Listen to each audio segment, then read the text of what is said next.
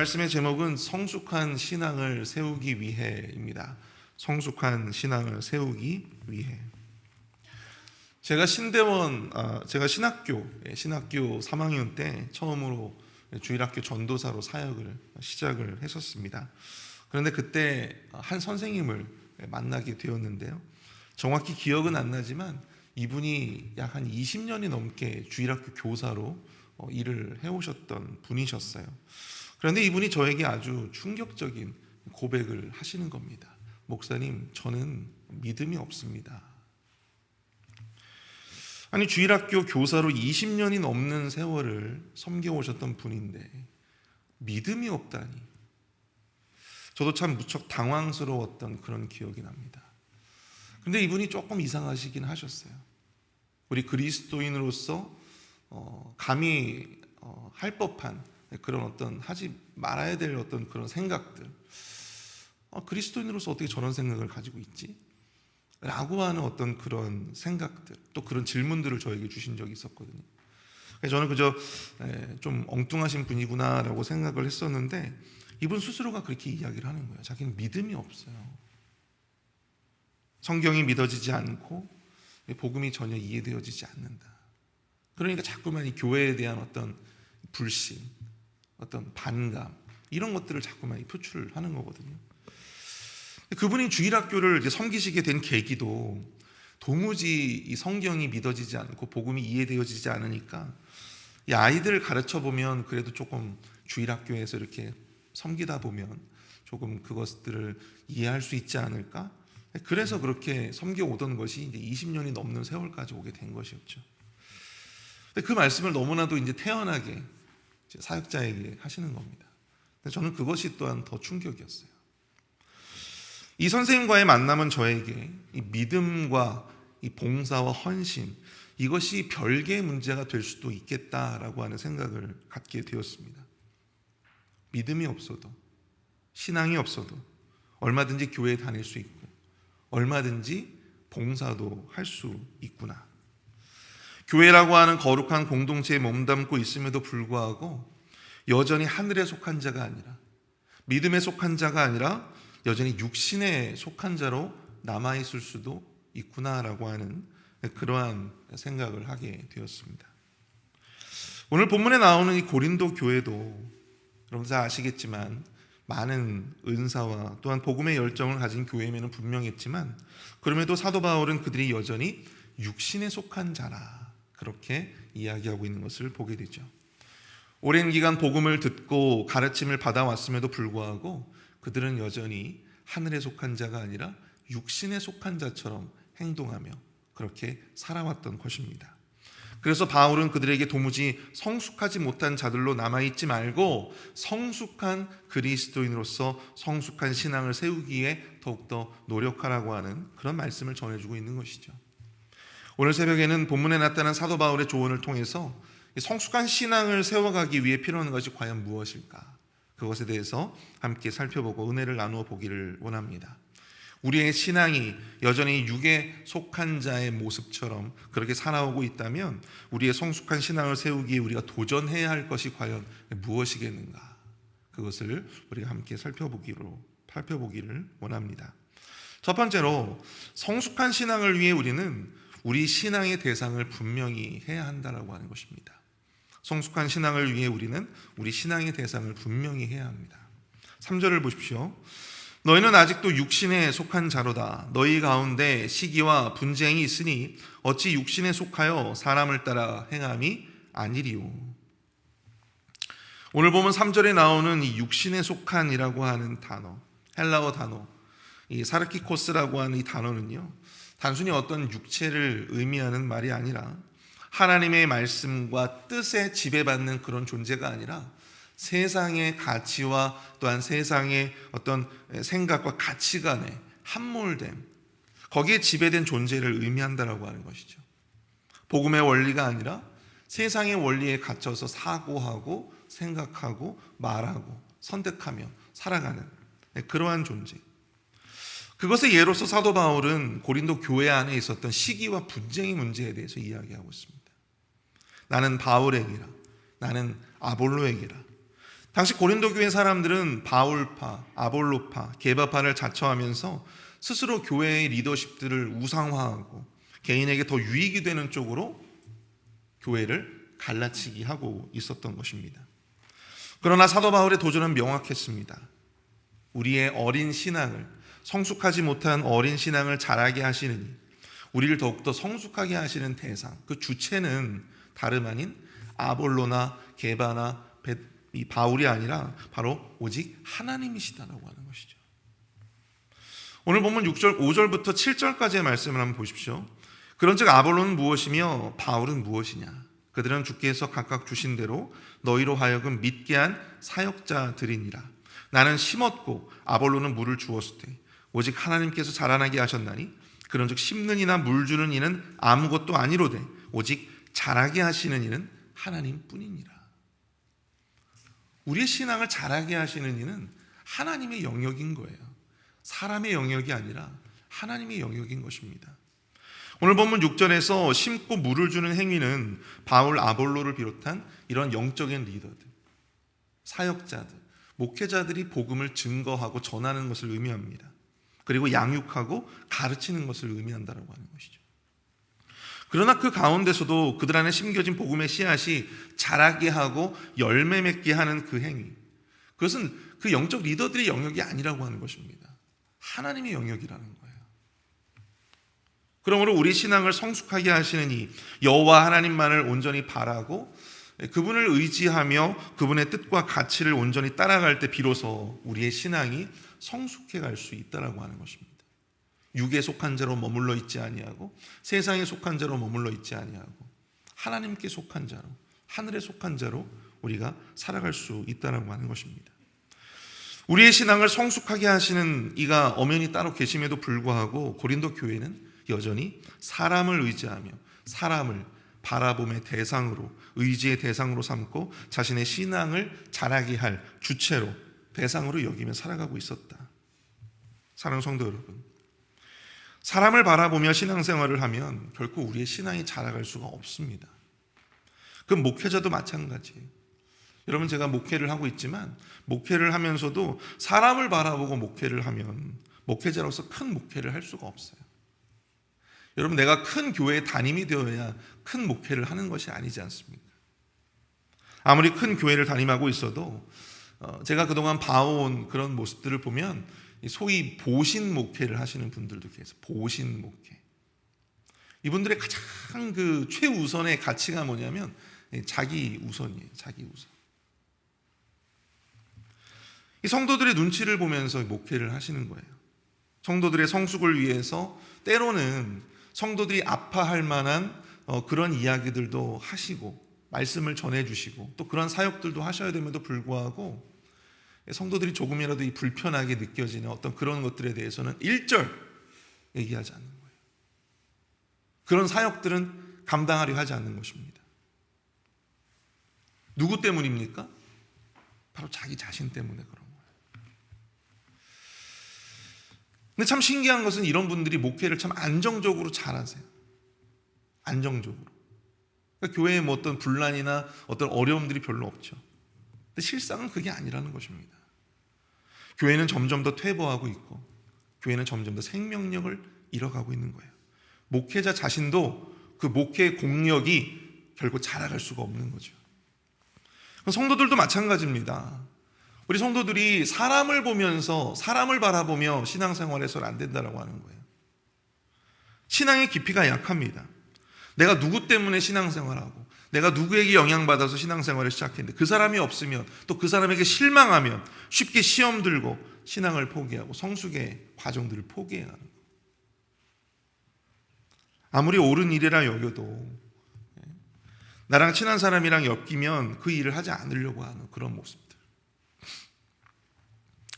우리의 관계가 정의보다 앞서가는, 하나님이 원하시는 그런 정의보다 앞서가는 어떤 그런 모습들이 우리 안에 있지는 않은지, 결국 그 신앙이 자라지 못하고 몇 년을 신앙생활을 함에도 불구하고 여전히 세상에 속한 자로, 육신에 속한 자로서 우리의 생각과 우리의 말과 우리의 행동들이 지금 거기에 머물러 있지는 않은지를 한번 오늘 이 고린도 교회의 모습을 보면서 우리 자신을 한번 투영해 볼 수 있기를 원합니다. 사랑하는 성도 여러분, 우리 신앙의 성숙의 키는요, 오직 여호와 하나님만이 쥐고 계시는 것입니다. 오직 하나님이 성숙한 신앙을 위한 우리의 바라봄의 대상이 되게 해달라고 여러분이 기도하실 수 있기를 바랍니다. 내가 사람을 보며 실망하고 사람들을 보면서 교회 단인의 만에 사람들의 어떤 인기에 영합하는 그런 목회로 나아가는, 또한 그런 사역으로 나아가는 자들이 아니라, 연약한 신앙인의 모습이 아니라 온전히 나를 성숙하게 하시는 하나님만을 바라보면서 그 하나님이 역사하시는 대로 순종의 걸음을 옮겨갈 수 있는 저와 여러분들이 되시기를 축복합니다.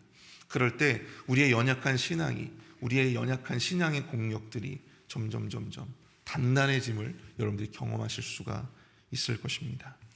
두 번째로, 성숙한 신앙을 위해 우리는요, 그리스도의 터 위에 바른 신앙의 가치를 세워가야 한다라고 하는 것입니다. 그리스도의 바른 터 위에 바른 신앙의 가치를 세워가야 합니다. 우리 10절과 11절을 볼까요? 내게 주신 하나님의 은혜를 따라 내가 지혜로운 건축자와 같이 터를 닦아두매 다른 이가 그 위에 세우나 그러나 각각 어떻게 그 위에 세울까를 조심할지니라. 이 닦아둔 것 외에 능히 다른 터를 닦아줄 자가 없으니 이 터는 곧 예수 그리스도라. 사도 바울은 자신을 지혜로운 건축자에 비유하고 있습니다. 그러나 지혜로운 건축자인 자신이 닦은 터는 예수 그리스도라고 고백을 하고 있어요. 예수 그리스도가 우리 신앙의 기초가 된다라고 하는 것입니다. 예수 그리스도라고 하는 터, 그 신앙의 기초 위에 우리가 우리의 신앙을 쌓아가는 거예요. 세워가는 것입니다. 건축자가 집을 지어가듯이 우리의 신앙을 쌓아가는 거예요. 세워가는 것입니다. 근데 여기서 그리스도라고 하는 터 위에 각각의 다른 재료들로 집을 세우는 그런 과정들을 보게 되는데요. 우리 12절과 13절을 보십시오. 만일 누구든지 금이나 은이나 보석이나 나무나 풀이나 지프로 이 터 위에 세우면 각 사람의 공적이 나타날 터인데 그날이 공적을 밝히리니 이는 불로 나타내고 그 불이 각 사람의 공적이 어떠한 것인가를 시험할 것입니다. 그럼 보십시오. 어떤 이는 금이나 은이나 보석으로, 또 어떤 이는 나무나 풀이나 지프로 그렇게 터 위에 자신의 신앙의 집을 세워간다라고 하는 것입니다. 그런데 훗날 불에 의해서 그 신앙의 공적이 어떠할 것인지 나타나게 시험받게 될 것이다. 그 말씀을 좀 하고 있는 거예요. 여러분, 금이나 은이나 이 보석은 불에 타지 않잖아요. 그런데 지금 이야기하고 있는 나무나 풀이나 짚은 어떻습니까? 불시험이 오게 되면 금세 타버린다라고 하는 것입니다. 우리의 신앙도 이와 같다는 거예요. 시간이 지나 비교해 보면 두 종류의 사람들 다 이렇게 번듯한 그렇게 집을 지은 것 같아 보입니다. 그런데 어떤 이들은 금이나 은이나 보석으로, 또 어떤 이들은 나무나 풀과 짚과 같은 것으로 그렇게 집을 지으면 여러분 불시험이 와서 그 모든 것들이 다 없어지게 된다라고 하는 것이죠. 여기서 이야기하고 있는 금, 은, 보석은요 바로 이 그리스도의 복음의 가치를 의미합니다. 사람이 아닌 하나님 중심의 삶, 그리고 순종과 충성, 사랑과 헌신과 같은 이 복음의 가치들을 의미하는 거예요. 반면에 나무, 풀, 집, 불시험이 오면 금방 사라져버릴, 금방 없어져버릴 그런 것들은 무엇입니까? 세상의 가치예요. 하나님이 아닌 사람 중심의 삶, 하나님이 아닌 자기 영광을 구하는 세상적인 욕심과 어떤 형식적인 어떤 봉사나 형식적인 어떤 헌신, 복음의 가치와는 상반되어지는 그러한 가치들, 그리스도가 원하지 않는 그러한 가치들, 육에 속한 자들이 가지는 그런 육적인 생각들, 여러분 이런 것들이 바로 나무와 풀과 짚으로 비유되어지는 그러한 모습들이라고 하는 것입니다. 아무리 그리스도의 복음의 터 위에 우리의 신앙을 세워가도 어떠한 가치로 세워가느냐, 어떻게 우리가 어떠한 생각으로 어떠한 마음으로 우리의 신앙의 공력을 쌓아가느냐, 이것이 결국엔 그 결과가 달라질 수 있다고 하는 것이죠. 평소에는 몰라요. 겉으로는 똑같아 보여요. 그럼 옆에 분들 한번 보십시오. 다 똑같아 보입니다. 우리 다 똑같이 신앙생활 하시는 것처럼 보여요. 다 훌륭하게 신앙생활 하는 것처럼 보입니다. 그런데 불시험이 오면, 시험이 오면 판단이 되어지는 거예요. 과연 내가 그동안 세워왔던 신앙이 무엇이었는가? 나는 과연 어떠한 생각을 가지고 나의 신앙생활을 이어왔는가?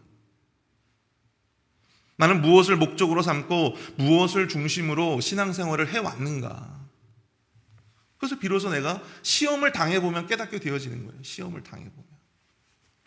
다 비슷하게 보여도 우리가 가진 신학의 공력은 다 다르다. 터는 같으나 재료는 다를 수 있기. 어쩌면 자신은 그리스도라고 하는 터 위에 있다고 생각하지만 어쩌면 제가 서두에 말씀드린 그 선생님처럼 어쩌면 전혀 다른 터를 지금 밟고 있는 것일 수도 있다라고 하는 사실입니다. 저도 목회자로 살아오면서 나름 그리스도의 바른 터 위에서 사역을 해왔다라고 생각을 해왔지만 오늘 본문과 같은 말씀에 비추어서 저 자신을 들여다보면 저도 참 부끄러울 때가 한두 번이 아닙니다.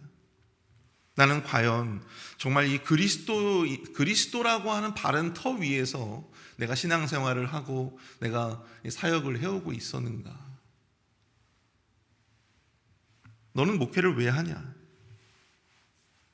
저 자신에게 이제 물어보는 거예요. 너는 목회를 왜 하냐? 그러면은 당연히 저의 대답은 그거야 당연히 예수님 때문이지 라고 하면서 자연스럽게 너무나도 당연히 이런 대답이 나와야 되는데 그걸 자신 있게 대답하지 못할 때가 저도 있어요. 돌이켜보면 제 안에도 세상의 가치와 세상의 욕망 그리고 세상의 원리로 저의 신앙과 목회의 집을 세워가고 있었는지도 모르겠다. 이런 생각들을 저도 할 때가 있습니다. 돌이켜보면 저의 신앙과 공력이 주님이 원하시는 만큼 잘하지 못하고 있었구나라고 하는 것을 깨닫게 되는 것이죠. 사랑하는 성도 여러분, 지금 우리는 무엇으로 우리의 신앙을 세워가고 있습니까? 우리 모두 그리스도인이라고 하는 거룩한 터 위에서 신앙의 집을 세워가고는 있지만 과연 하나님 보시기에 우리의 신앙의 모습은 과연 어떠할까? 어떠한 모습일까? 신앙의 이름은 있으나 복음의 원리, 복음의 가치는 전혀 없는 세상의 원리와 입만 열면 세상의 원리를 이야기하고 입만 열면 세상의 가치를 이야기하고 있는 그런 모습은 아닌가.